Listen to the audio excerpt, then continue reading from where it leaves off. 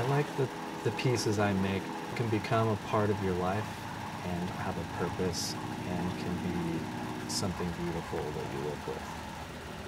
My name is Doug Johnston of Doug Johnston Studio. We make bags and baskets and sculptural vessels out of stitched rope. Being able to say that things were made here in our studio by myself or my wife or the artists that we work with, we're very proud of that, and we're really lucky to be supporting ourselves with our art and design work. My background is in architecture, but I was always interested in making things, art objects and functional objects. I came across some cotton rope in a hardware store and thought it would be really interesting to make a bag or a basket out of it.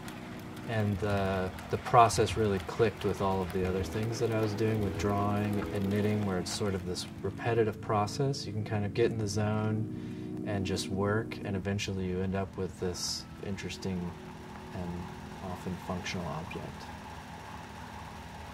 I prefer cotton because of the story it tells.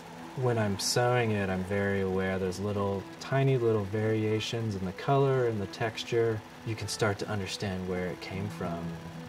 It's a real natural material. It comes out of the ground, and then through a few steps it becomes this yarn, and then the yarn becomes the rope. You can kind of read that whole story in it, and I really love that.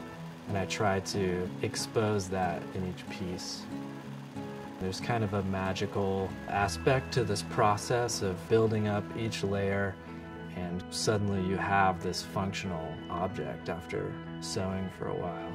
No matter what I make, whether it's a sculptural piece or a bag, that process has really captivated me, and it continues to.